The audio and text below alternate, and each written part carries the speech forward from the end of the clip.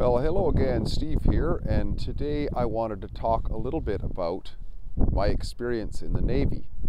Somebody on the channel here, and you know who you are, asked me if I would make a few comments about it, even though I have made comments before about my experience in the Navy. In fact, I don't know where to look, but I've got about 1,200 videos on there, and there was one that I did years ago that was in reference to visualization, in which I talked about the Navy. Now, you can see here in the background there's water. I'm happy to do some work for a while. I move around with my work, and I'm working in this small northern port city of Prince Rupert for the week, and that's sort of naval in a way, right? It's got some water behind you there. And actually, my very first time on the West Coast back in 1985, many moons ago, this place was the first port visit I ever made on a ship, so that's kind of interesting. So it relates to this too. Now, the video that I did a while ago, like I say, I can't remember how to find it actually, but it had to do with visualization. And I remember when I was in high school, I always liked boats, for one thing, and I had this idea that I wanted to work on a ship sometime. And I remember looking at this TV ad, and it was for the Canadian Navy, and there was a jingle that they had back in the day. It went something like this: and there's no life like it, and it's what you want to do, and to live the force's way, or something like that. And in this video there was a picture of a naval destroyer rising up and down on the waves and crashing through the waves, and it happened to be DDH 280. I believe it was the HMCS Iroquois, if I'm not mistaken, tribal class destroyer. And interestingly enough, that stuck in my mind, and the visions of it were clear, and I began to look up more information about it. At the time I had to go to the library, and I got some flyers from the recruiting office, and there was some more pictures of it, and I was visualizing it.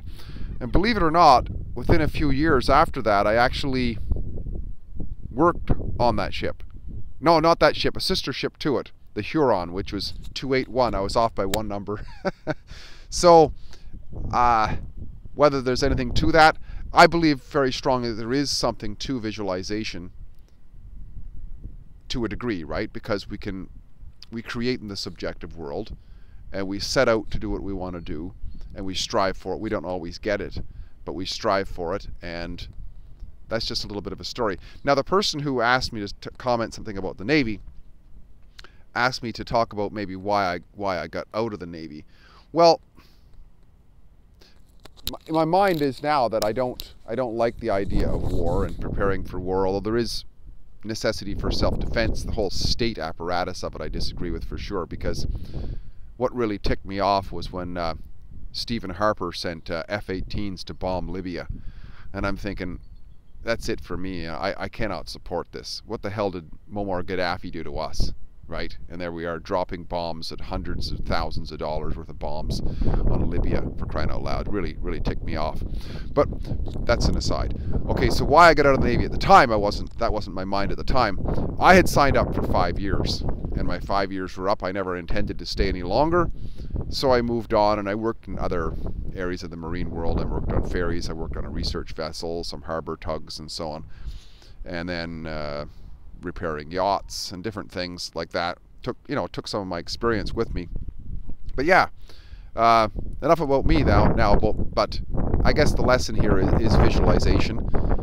That was just an experience I had from those years. That was probably back in 1983. I saw a picture, visualized this ship that I thought was really cool, and within a few years I actually worked on it. It wasn't the boat I was here with, though. That was a different boat. That was the very first boat on the West Coast. It was, well, actually, the reason I ended up sailing on that sister ship, believe it or not, there were none of them on the West Coast at the time. But 2 years later, I was back on the West Coast, and we took a ship from Victoria all the way through the Panama Canal up the eastern seaboard to Halifax. We changed ships. We worked up there and got familiar with that 281, the sister ship of the one that I had seen. We sailed it back through the Panama Canal back to Victoria, and I ended up working on that for a few years, and actually was engine room console operator on that. I had in my joystick hands 60,000 shaft horsepower. It felt pretty cool for a young buck at the time. But anyways, yeah, just a little story about the history of this place where I'm at. And there's a marina down here, and it's a little bit cool right now, but this is winter basically in Prince Rupert. They don't get much snow, but it's cold and it rains a lot. Like last winter in the last night rather, in the hotel, I honestly thought the windows were going to blow in. Rain was just pounding against the windows all night, and they were actually bowing inward. That's how strong the winds can come off the Pacific here. Anyways, great chatting. Talk again soon. Bye for now.